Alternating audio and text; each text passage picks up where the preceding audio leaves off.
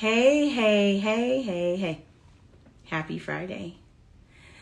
While Instagram is letting my followers know that I am going live. Happy Friday. Oh my goodness, you made it to the end of the week. Hey, look at my building is on here. Hi, Halstead Station. Yes, we are in for a treat on tonight.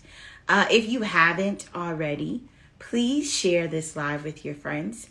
We are going live with the lovely and amazing Tamara, the connector of all things. While we are waiting for her to join, everyone, please share this live with your friends, family, anyone that's getting into real estate, anyone that has questions. The person that I have coming on is amazing. And she's here. She is here. Hi, Gabby. Hi, Auntie. Hey, Tamara. She's here. I am so excited. Thank you. Thank you. Hello, everyone. All right. Tamara is ready. This is why I love Tamara. She comes in and just brings a jovial atmosphere with her. Tamara, how's your Friday been? My Friday has been great. I've been so excited. I couldn't wait for tonight. So that was good. So I kind of prepped my whole day. So 7 o'clock, I'll be all yours. Awesome, awesome, awesome. Tell us one thing that has been fantastic about your Friday so far. Fantastic about the Friday. Today, what we did, my daughter, we had lunch at the Italian restaurant. And we Ooh. watched Criminal Minds. Oh, Criminal Minds. That used to be my show. Yeah. Hi. Yeah. What episode were you on today? I don't know. She always wanted to spend the day with me and watch Criminal Minds. So I was like, let's do 2 episodes today. I kind of made my day open to her. Sweet, because you're an amazing mom. Those are the things that you do. And I don't even want to jump into your description as of yet, but that is one of the things that makes Tamara pretty awesome, is that on top of all the things that she's going to talk about tonight, she is a phenomenal mom that makes time to do all these things with her kids, especially Kai. She does these things with her and incorporate her. And I think that's something that us busy moms could take a piece of, where it's not that you are disconnecting the work that you're doing, but you're including your beautiful children at the same time. But that is for later on. Tamara, tell us who you are and what it is that you do. I'm going to start off by saying I'm a proud child of God, Uh-huh. a very honored wife and mom. Yes.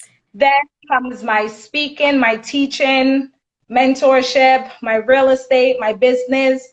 Those are all my other titles. But first and foremost, I've been an educator for almost 2 decades.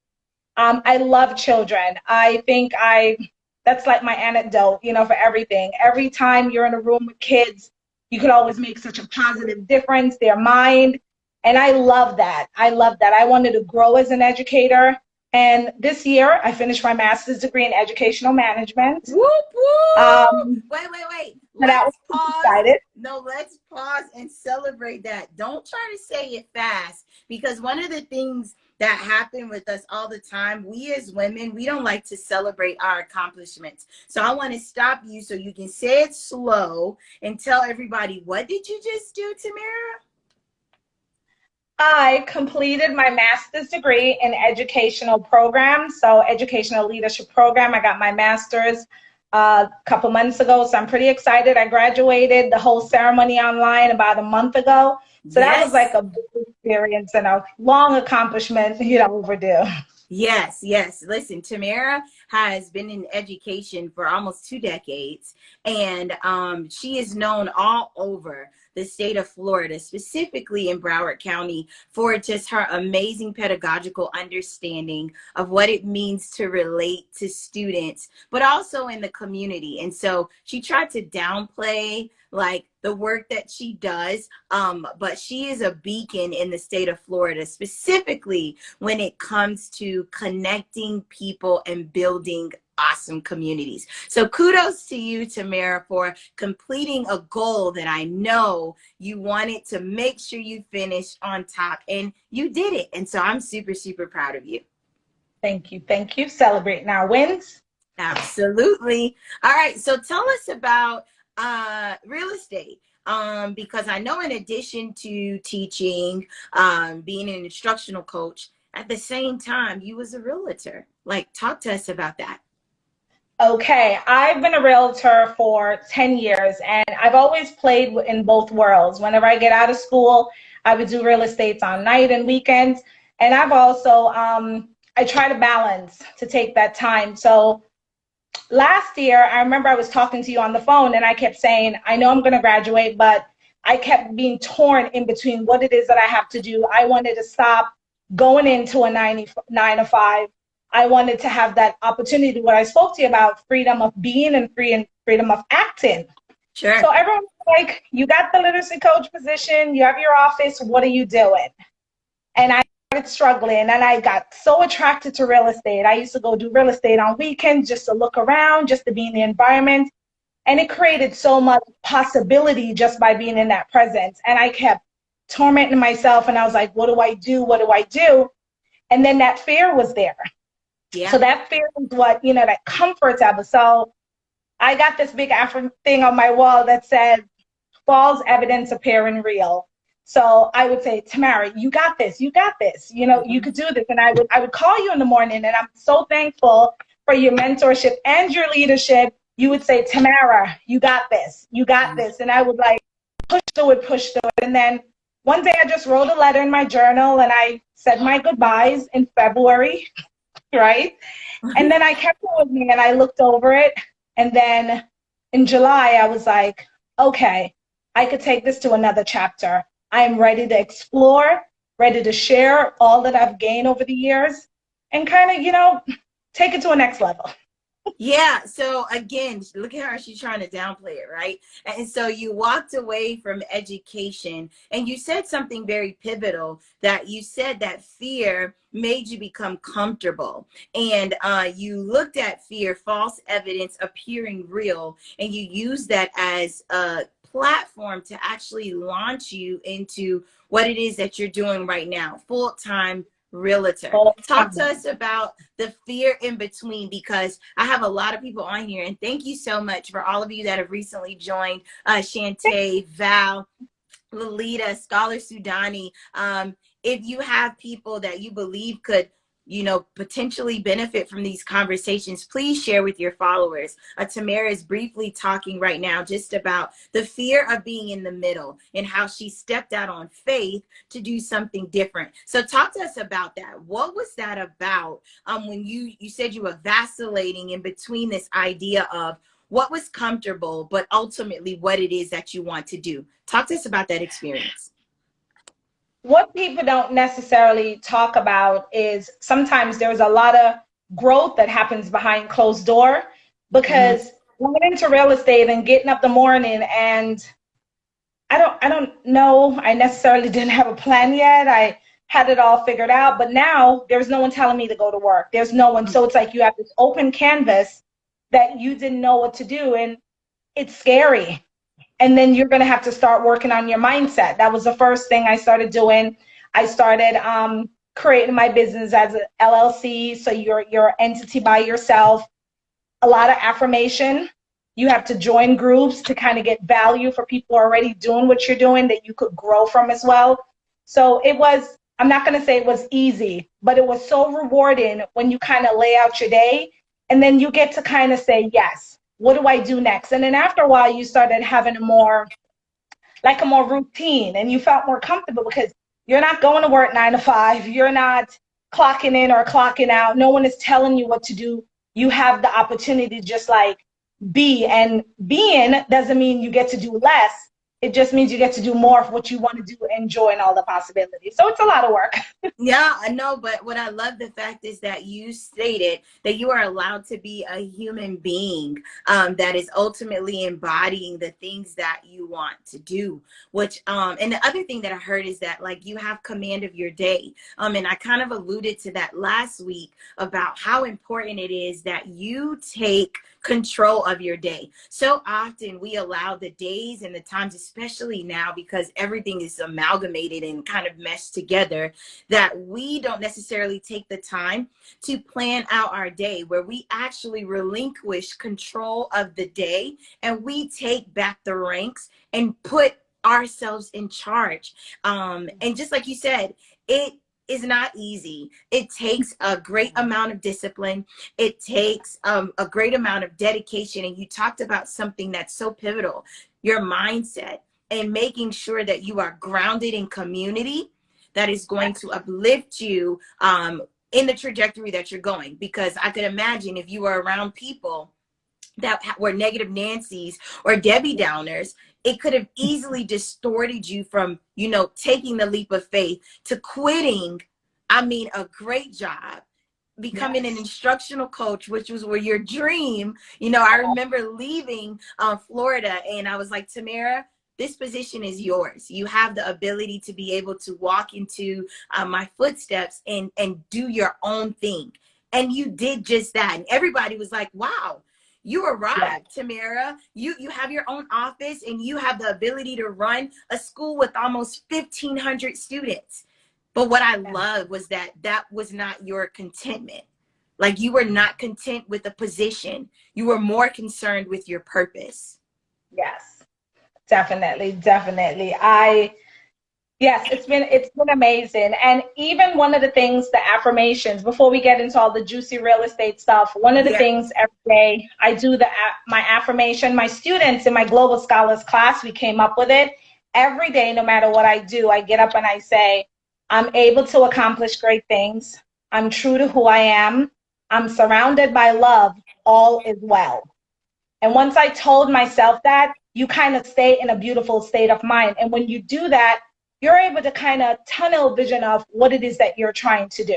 So those positive affirmation is what keeps me like, yes, we got this. We could do this. Because when you're lively, you feel better. You produce more, you know? It's just a better energy. Yeah. So is a man thinking, so is he, right? And so you having the ability to declare those things, those were no longer just words. These are things that actually came to fruition because you did no longer see it as words or something that was on a paper. It became a part of your lifestyle. And I tell people all the time, there is a power in writing something down and being able to see it consistently and declaring it. There is so much power in the things that you say. And I know we talk about this often. There is power in the things that you declare because you actually make it manifest. It's like you put that same power and declaration into the air, into the earth to bring it to existence. And like you're a living testimony of what that is. Before you go into the real estate juicy stuff, because I know people hear the accent, right? I want you to talk briefly just about your background, because so often, and I'll just talk to my people of color really quick. We don't necessarily come from backgrounds that thrust us into this idea of a liberated mindset. And so talk to us about a little bit about your upbringing, but how you utilize that to be a tool to thrust you into where you are right now. Okay, I was born in Jamaica. I migrated to New Jersey. I take my rank. I'm a Jersey girl all the way. 15 years ago, I came to Florida on a job transfer with Continental Airlines. So love my United Airline crew. That was part of my career before as a lead agent in United Airlines. And once I came down to Florida, Florida reminded me of Jamaica. It was like the best of both worlds. Jamaica was close by. I loved the weather. And I decided to stay here and make it my own. So my Jamaican upbringing was a little strict. You know, that Catholic school, private school setting, uniform setting, being on time, being neat in your attire, those things kind of help me present myself throughout life. So even though when I came to America, it was a little bit different, that structure that I had from my home, whether or not it was with my auntie, my mom, you know, all my family, we still had such a principle we had to uphold. So I kept that with me in America to kind of help me remember where I'm coming from. Yes. So that's always been my starting point, because I know what it's like to lack. I know what it's like, you know, hard life. I know what it's like to have, and I know what it's like to be thankful for the space that you're in and understanding all different aspects to make you one. Yes. And I love that you talked about, you pulled out very key components that still that's ingrained and weaved in who you are as a person, right? Because so often when we grow up, and there are some things that we don't necessarily like from our upbringing, we tend to shun those things and don't necessarily look at them as pillars that we can ultimately use to kind of create and cultivate a new experience. And so I love the fact that you talked about uniform and the discipline, all those things kind of curtailed you into understanding presentation, the power of how you show up in spaces. And so lesson to our listeners, your upbringing may not necessarily be the one that you want to kind of narrate and share on big stages, but it does play a crucial part in the story. You have to know that the good and the bad always works out for everything in the end. So often, you know, we highlight all the amazing things that happened when we grew up, but we don't understand, and sometimes we don't know that the good and the bad works together to ultimately create who we are, because you're just not the good parts of Tamara. You're the bad parts of Tamara too. And I believe that's what makes you so relatable, right? So look, we talked about Tamara the wife. We talked about Tamara, the Jamaican ambassador. We talked about Tamara, the educator. Now let's talk to Tamara, the realtor. Talk to us about that. So now this is the fun time. Coming out in the real estate market, I still use my educational strategy, and it's kind of new to the agents that I interact with. So the marketplace technically is on fire. You know, you have to be prepared before you step in the marketplace. I'm an agent on Realtor.com. So every time you go on the computer, you fill out something, it comes to us. Buyers, I'm going to talk to my buyers first. Yes. Buyers, you have to be prepared before you go online and pick that dream home, right? So I always tell my buyers that the first thing I want you to do is get in touch with a mortgage person. Kind of talk to people about it, you know? Because if you talk to a mortgage person, then you're doing it the other way around, where your finances could dictate the type of house you could be looking at. So that way you don't go out there and you fall in love, and then you find out the finances doesn't work. So I always focus on the financial part first as the first step for my buyers. And once you get that platform, like your money that you're going to be using, then now you go shopping online, right? Yes. Now you look around, and you have the right to interview agents. A lot of times people just go to agents and use them. Take the time. It's a very important investment. Have a conversation with a couple realtors. Don't dip in and dip out, because it's your finances. So you want to sit and you want to interview them, see what they're about, and to see what's going on. So my buyers say, but Tamara, there's first-time home buyer program. How can I get this? Now, yes. Let me switch into my teacher mode. HUD.gov. Every state, HUD.gov. You could get money from your state, or you could get money from your county. However, you have to go to a little first-time home buyer program, and then ultimately sometimes they could give you from $7,000 to up to $40,000. They just have certain restrictions. Now, with the HUD program, you have to wait a while to get the money. Because the market is moving at such a fast pace, sellers are changing their requirements. They don't want to wait around to see if HUD is going to release that check, because in August, what happened is 70% of homes that went online sold in 22 days. Wow. Right. And last year was about 31. So that means as soon as a house hits the market, I tell my buyers, it comes out today. It's usually gone today. Wow. The owner doesn't sign the contract till about 5 days away because he's going through and he's picking. So sometimes you have the buyers that say, well, I can't, I want to wait, I don't want to do that. And then the market is moving so fast, so fast. So the programs are out there for first-time home buyer. Yes, they are. And ultimately, when the market shifts, you will have all those options. Right now, for buyers, they're not looking for the pre-approval letter. They want a DU, underwriting that shows the criteria of what's going to stop you from closing, right? So they're coming in aggressive. So it's not just now the pre-qualification or the pre-approval. They want an underwriting sheet that says you are clear to go. So now for my buyers. Wait, Tamara, wait. Because you're dropping so much. And thank you, Shantae, for, capturing. Because I wanted to say it too.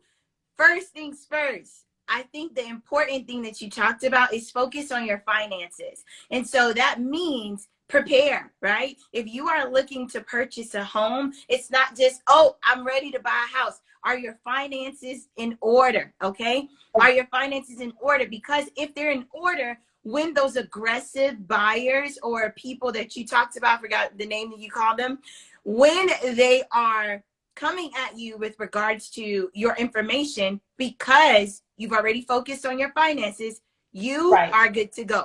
Second thing you said, interview, which is something I never heard. I mean, of course, Tamara is my realtor. She helped me sell my house.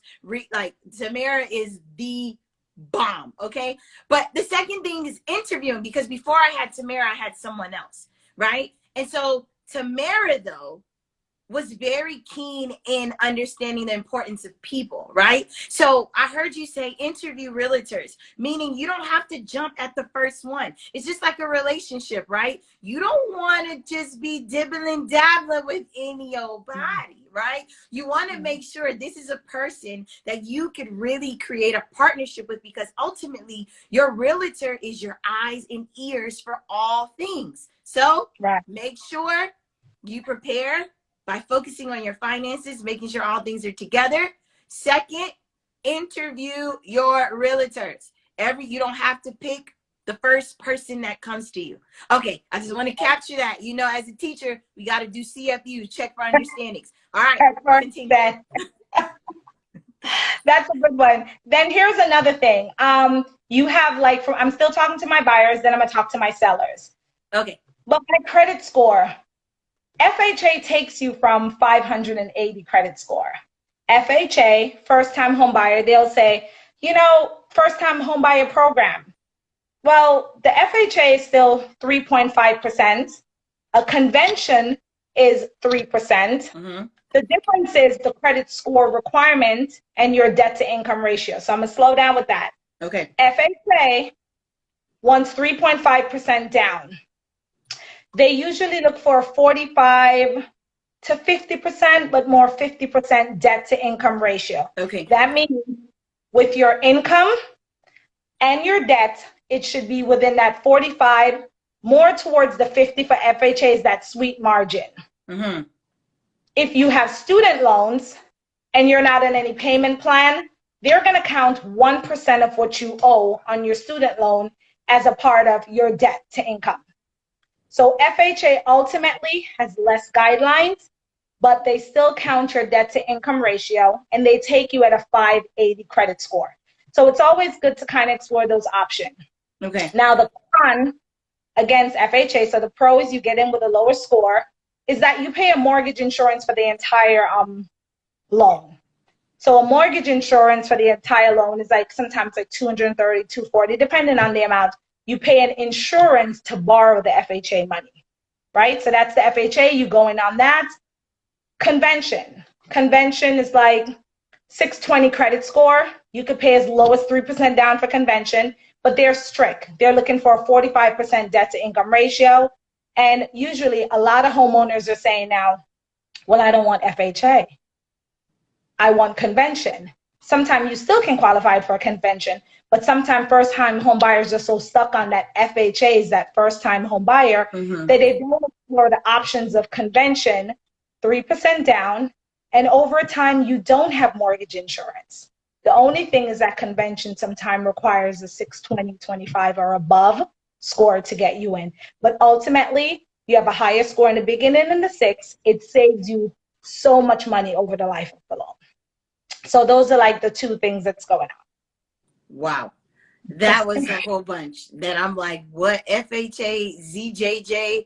I don't even know. FHA, just kidding. FHA is the first one, and you said the second one is conventional. So conventional, you put more money down in the beginning, but you actually save later on when it comes to insurance. Yeah. FHA, you may not necessarily have to put much down, but later on with fees and insurance. It lasts. Okay. Yes. And so you would suggest which one? A lot of times people go in it in FHA if they're taking it, sometimes because they have a little more wiggle room. But once you get some equity in the house, you can refinance the convention. So you'll play their game just to get in because it's kind of easier to get in with the FHA. And by the time you get to year 5 and you have a little equity, you can refinance the house and jump over to a conventional mortgage. I like that. I like that, Tamara. It's not about either or. It's just about being able to understand the options and choices that you have. So you can get in with the FHA, continue to pay your bills, make sure that you're on time, refinance, and then move into a convention and explore the benefits from that. I love that. Love that. Love that. All right. So now I know a lot of people are interested, yes, in purchasing homes, but then also becoming investors. Talk to us a little bit about that process. So I know you talked to the buyers earlier, right? Now you want to talk to sellers or? Yes, sellers. Sellers. All right, go ahead. Yeah, so now it's going to be the seller turn. It's like a seller and a landlord happy land right now. Sellers to kind of maximize your profit.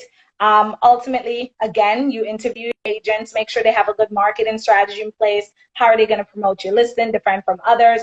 What do you need to do? Sometimes as sellers, painting the baseboard, getting someone to clean the front of the yard will kind of give you that boost that you need because now you have a lot of people coming to you. And you still have to take the time to go through all those applications to make sure you're getting a qualified buyer. So sellers right now, a lot of my friends that are in real estate, what they're doing, they're selling. They're selling because they're collecting that big equity, and then they'll play with the market later on. So that's how with the sellers, that's what some people are doing. They're pulling out money, and the sellers are moving towards like investment, right? So the whole investment piece of that. Now, when the investment side of me come out, it kind of pushes my realtor side across because you can be an investor and not be a realtor. Being a realtor only allows me to see the properties first, and a lot of times things happen before it even gets to the market. So as far as now switching out to the investment side, what it is that you want to do. Do you want to be a landlord? Do you want to flip and keep it moving? Do you want to put in a group to make sure your money is gaining more interest than just being in the bank? It is so much out there when it comes to investing. What's popular right now? Everybody's looking for a duplex or a triplex, right? Everyone is like looking, they want to know what's going on. So, because ultimately, when you start out investment, depending on your situation, what they're doing is buying the duplex, living in one side, renting out the other side. Buying the duplex, still Airbnb it out. You'd be surprised with COVID. People are still Airbnb out their properties. Businesses still flowing, right? A lot of things are coming back to normal. So they're finding ways, whether or not they're investing, like starting off small, Airbnb out a room, or they're buying a duplex, renting out the other side, and start getting their cash together. And from then they start looking at bigger opportunities. Now we're purchasing something in another state or another part of Florida, and then now they're fixing it up and then they're going back and resell. So that's really common right now. People are jumping in because ultimately the market is high, but the interest rate is low.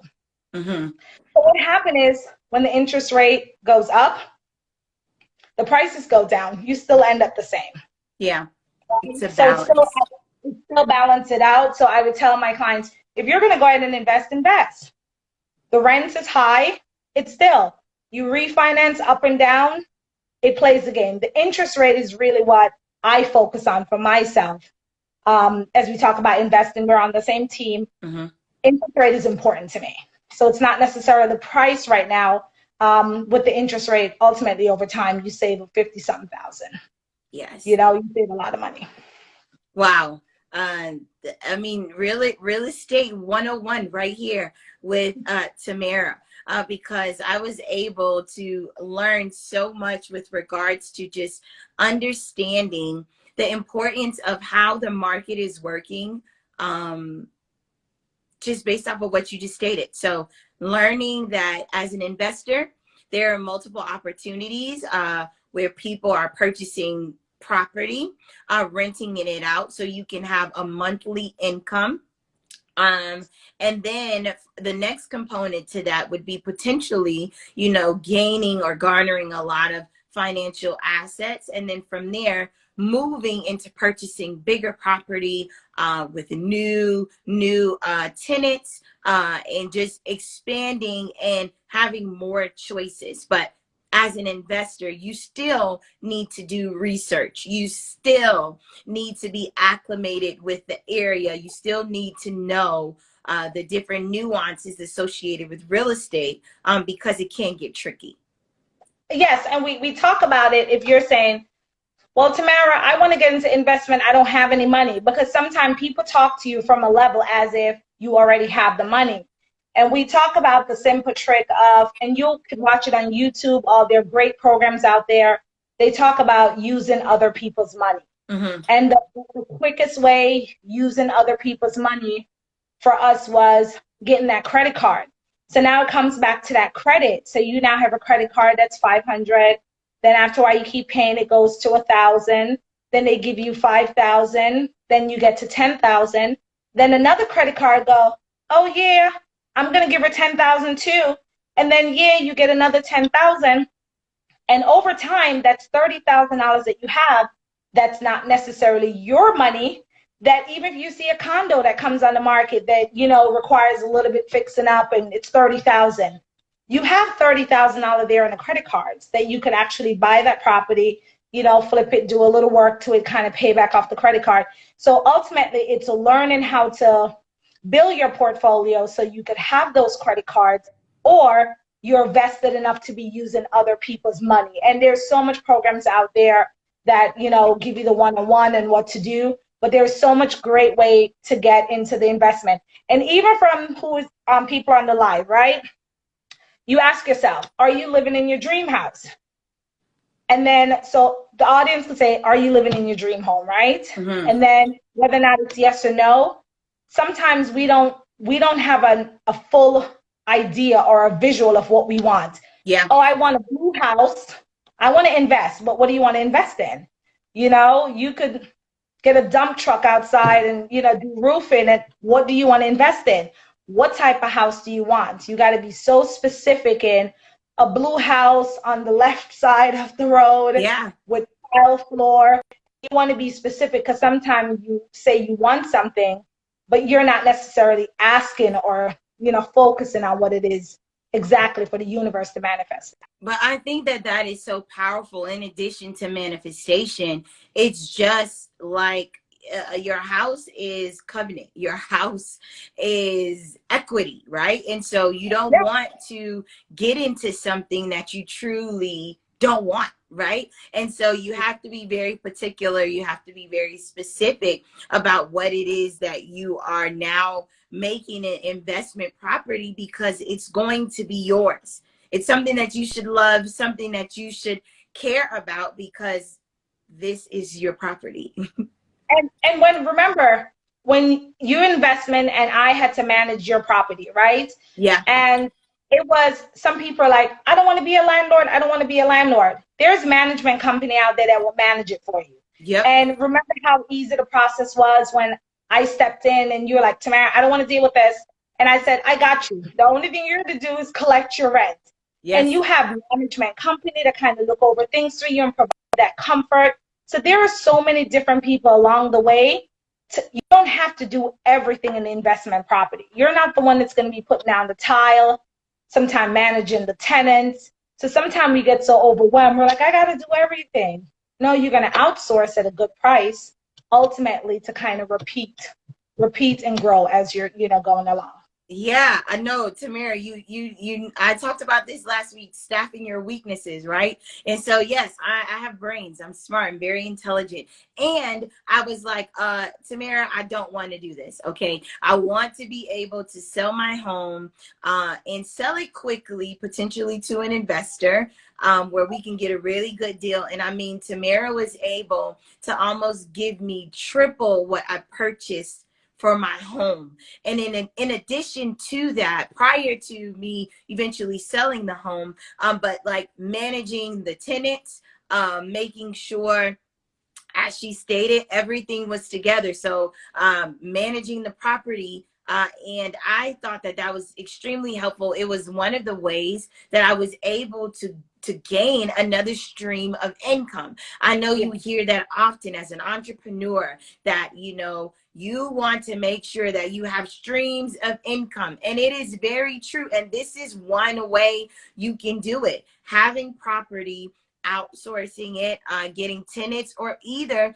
getting an investor to purchase the home for more than what you got from it. I was Yeah. able to get a really good chunk of change, but it also increased my levels of my streams of income by just doing that. But again, it wasn't something that I was great at. It was something I was horrible at. And I made it my business to connect to someone that does it with their eyes closed. And Tamara was one that like managed the property, was able to do some really amazing things. And I barely spoke to her about the property at all. Just like she said, it was literally collecting a check. Like, set it and forget it. That is That's like, right. Tamara, that should be your line. Set it and forget it, because she literally served as my middle person that took care of all the things, as an investor. And so she's absolutely right about how that could easily create some financial freedom for you, by just investing in property. And then even one of the things I wanted to talk to buyers and sellers about, you're not alone. We talk about the mortgage person, but you also have a title person. That's like your lawyer, to make sure the seller do what they're supposed to do, the Mm-hmm. buyer do what they're supposed to do. So sometimes sellers and buyer think it's just one relationship, just the realtor. No, you have the mortgage person, the title person, inspector. There's going to be your appraiser. There is so much in the family of purchasing or selling, that it ultimately provides that comfort when you're moving forward. It's just not one. And then the title company, I love Access Title, why they're approachable, Yeah. they're helpful, and they will tell you this is what the seller is supposed to give you, this is what the buyer is supposed to do, and they're going to meet you at the closing table and make sure everyone do as they're supposed to do. So you don't have to feel afraid. And if you're unsure, you just ask questions. You know, all of us are licensed profession. We have certain, ethics to uphold. And then you as a consumer and you're hiring us, you have every right to be comfortable moving forward. You ask the questions. You talk to the realtors. You don't sometimes be like, oh, I don't want to be bothered. Interview them. Make sure it's a good match. Just like what Pierre said. It has to be a good match. Yeah, it has to, and I'm going to list two people that I know Tamara knows really well. Mortgage Elizabeth Chung, in the title company, Access Title. I'll be sure to add them at the end of this broadcast, their information, because these are people that are acclimated, that are certified, that again can assist you within this process. Scholar Sudani talked about, can I elaborate a little bit more on staffing your weakness? I absolutely can. It's actually something that I made a video about that's going to come out next week with regards to staffing your weaknesses. And so often you hear the world talk about your strengths and all the things that you do well. You do well. But what happens when you don't do things well, right? What do? Do you sit there and suffer? Do you ask questions, or do you try to do it yourself? I believe in staffing your weaknesses, meaning finding people that play to your weakness. And so, for example, I logistically, when it comes to running numbers, and setting up things for me purchasing my home and all of that stuff, I don't know how to do that. I just know I wanted my house sold. right? And so I connected with Tamara as my realtor to say, hey, Tamara, this is what I want to do. Tamara is one that knows how to plug and play in the real estate game. She knows how to speak to people. She's a person of community. So her being able to connect, find answers, and get things done with regards to real estate and those things, she's amazing at it. And so instead of me being prideful and like, you know what, I'm smart and I'm going to do this myself. Nope. Hey, Tamara, I am weak in this area. Can I have your assistance? Can you help me? That is something in our community that we run away from. It's like we are afraid of sharing our vulnerability. We are afraid of being transparent with that simple phrase, I need help. I've learned, though, I am 37 years old. I know I don't look it, right? As a 37-year-old, I've found my greatest accomplishments have been when I started with the line, I need help. Because from there, I was able to actually grow in the areas that I did need help. And then also thought about outsourcing and how I don't necessarily have to worry about that. Like, I'm not wrestling in my mind to try to figure out something when I can just pick up the phone and ask someone to help me. And so I want to encourage us on tonight, in addition to all the things that Tamara talked about, staff your weaknesses. If these are things that you don't know how to do, ask questions, as she stated. Don't meddle in thinking that you have to know everything. That's crazy. That's lunacy. You don't have to know everything. In fact, that's why it's so important to build relationships with people, because you can lean on each other. You can connect with people that can ultimately help you in your trajectory of success. So I hope, I probably went on a rant a little bit because I'm super passionate about it, but Scholar Sudani, let me know if I clarified it for you. But I think it's something important that we need to do in our communities. We need to do as people of influence, as leaders within our different industries. We need to normalize, I need help, because I think, I know it makes us better in the future. Yes. And my weakness, my staffing, the first thing I'm doing, I'm getting a digital marketer for this whole shebang, because I love doing the footwork and being out there in the community. I am going to need a digital marketer to kind of keep in touch with all my social media, because that's my area of weakness. So I've already acknowledged that. Now I'm going to handle that. So now I could go out and do what I need to do. So yes, owning those ownership and weakness and asking for help. Yes, I love that. Can somebody write that in the comments for me? Take ownership of your weaknesses. Take ownership of your weakness and ask for help. Hey, Two Girls Mama, take ownership of your weakness and ask for help. Hey to everyone that's coming in. We're here with Tamara the Connector, where she's connecting all the things for us. What does it mean to be a mom? What does it mean to have tenacity coming from a foreign country and bringing your talents here, right? What does it mean to be a realtor, and giving us some really cool nuggets, friends, that I believe is just going to change the trajectory of how you move into the marketplace when it comes to real estate. So take ownership of your weakness and ask for help. Thank you so much for those of you that put it in the comments. Tamara, can you tell people, before you tell us where we can find you and all that great stuff, do you have anything else that you'd like to share with the people that's watching and the people that will potentially watch the replay? How will you encourage them today? A lot of times we focus on, I want to find out how to make that money, how to do my thing. What happens when we get to that thing and mentally we're not okay? Because it's probably going to be real sad if we're rich and mentally poor, right? Yeah. Like you're not happy. You didn't get that hoorah, I made it.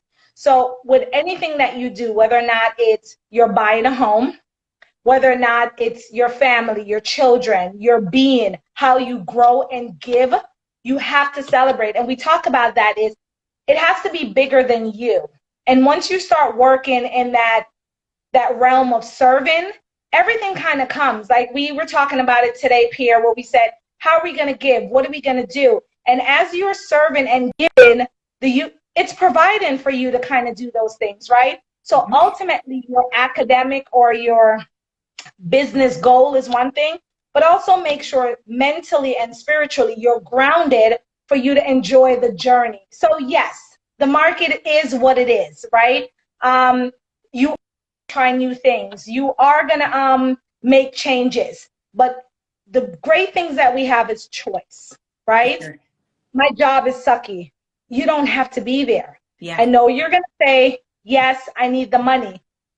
You could try to transition while you're there. So you should never be so unhappy in a place that you can't transition. So while you're there, transition.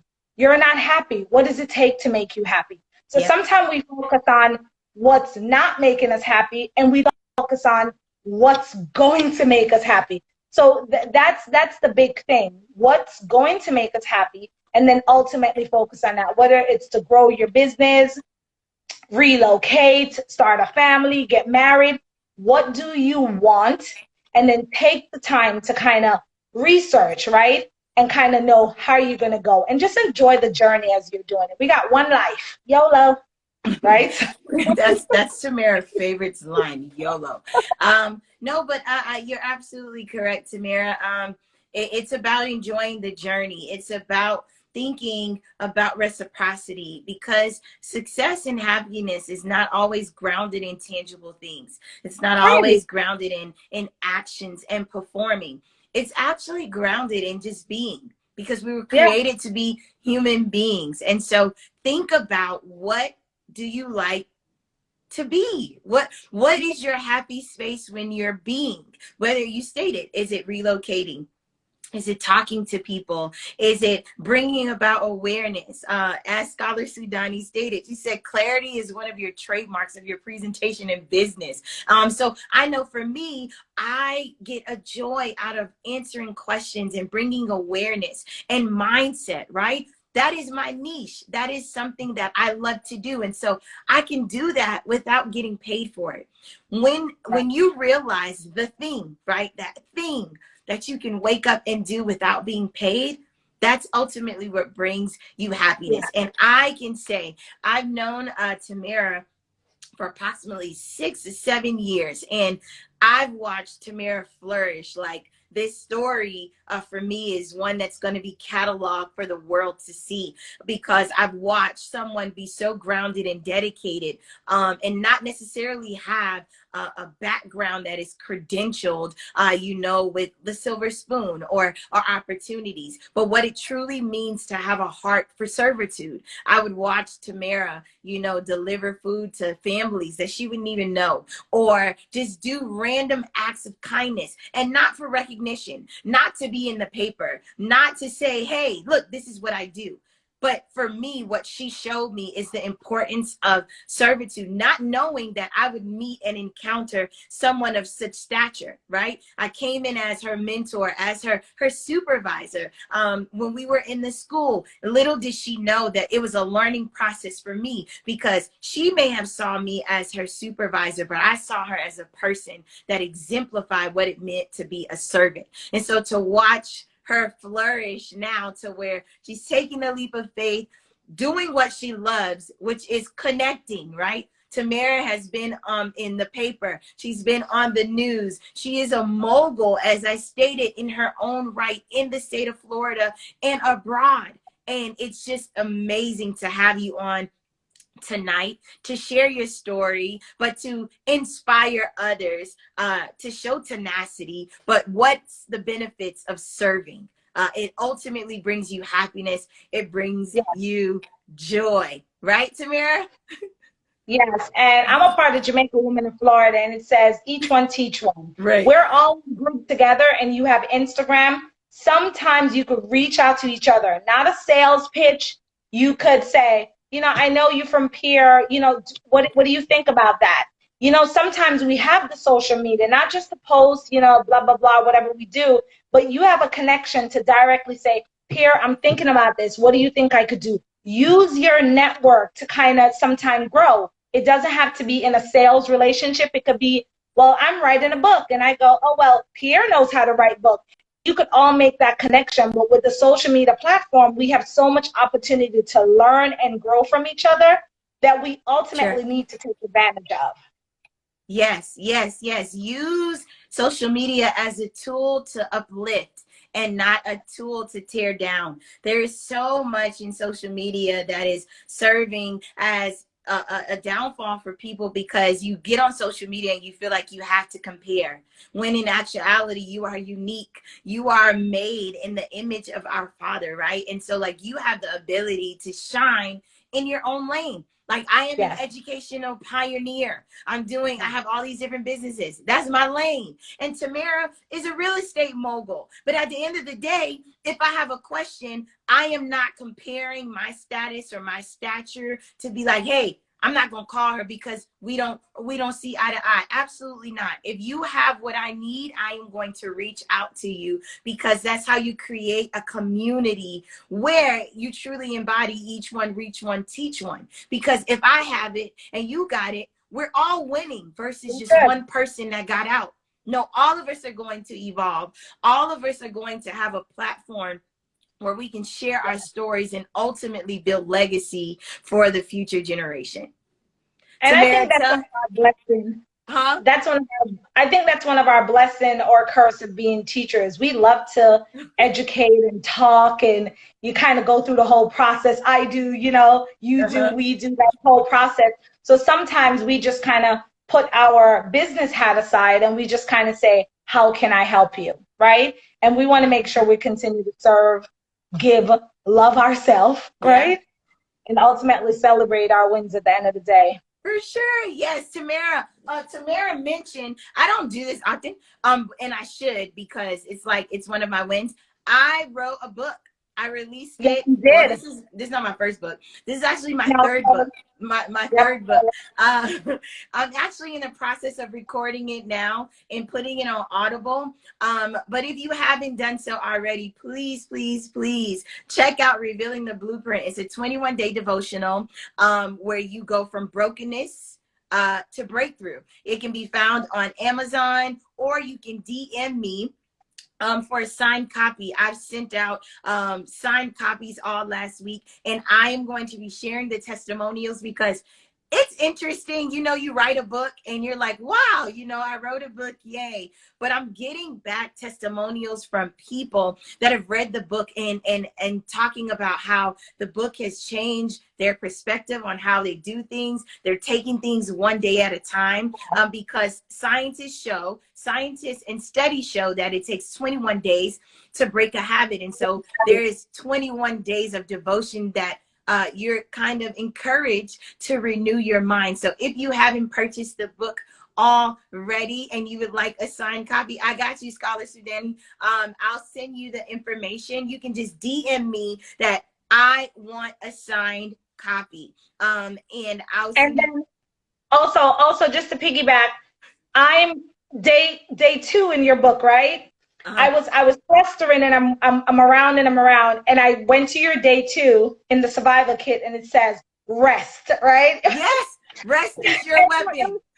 It says rest is your weapon. So anyone that's online right now, right? So if you're online and like the first 3 people that said yes, send me a copy, I'll pay for it, and then Pierre will mail it out to you. Whoa. So say I want this book, and Pierre will get in touch with you, and I'll take care of that payment. So we're looking for the first 3 people that do that. It's a great tool. Sometimes we spend money on things. Starbucks, $4 a day add up. Let's start putting money into things that gives us value. I mean, I love Starbucks at times, but let's start. I was going to say you love Starbucks. I love sushi, Let's start putting money into things that bring us value and kind of support each other. So 3 people, if you're in the group, the top 3, DM and say, I want that book, or tag on the story that they want it, and I'll definitely get you signed. You'll sign it and send it out to them. Wow. You see, look, but this is what it's about, right? And so the first 3 people, I know I have Scholar Sudani that said they would like a copy. 2 more additional people.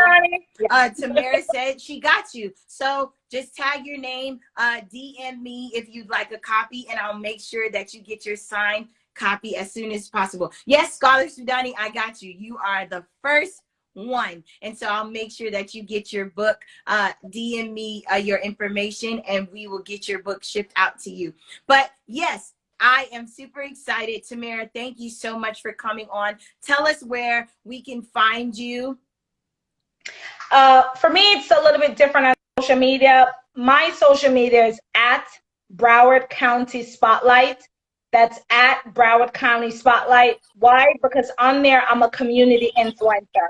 I'm just a realtor, so I like finding out things on weekends, what's going on, where to take the family. I more serve as a community influencer, and it's just kind of a complete package, and I do real estate as well. So mine is at Broward County Spotlight. You can also go on my website if you're ever looking up houses, browardcountyspotlight.com. You could go there, play around. That's browardcountyspotlight.com. If you're looking for houses anywhere, you could go ahead and play around. And then on Instagram, at Broward County Spotlight, and I'm a community influencer on there. Yes, I just put it in. I'm trying to pin it here where you can find Tamara, all things Tamara. All right, Tamara, I got the three. I have How many copies you got? How much copies you got so far? Scarlett Sudani, Pretty House Apparel, and So Real Life. Can you please Anyone DM else? me? Anyone me. else? I don't know if there's anyone else. If there's anyone else, please DM me soon as this live is over with your information so I can send your signed copy. This has been an incredible time on purpose and in purpose. And so, you know, these conversations are all grounded in ultimately us living out our purpose. And so I am super proud of you. And I'm super proud of, that's right. See, look, Tamara, look, Two Girls Mama. And I love Two Girls Mama. Two Girls Mama, I want to actually have you on because she has this melanin thing, melanin apparel. I need Two Girls Mama.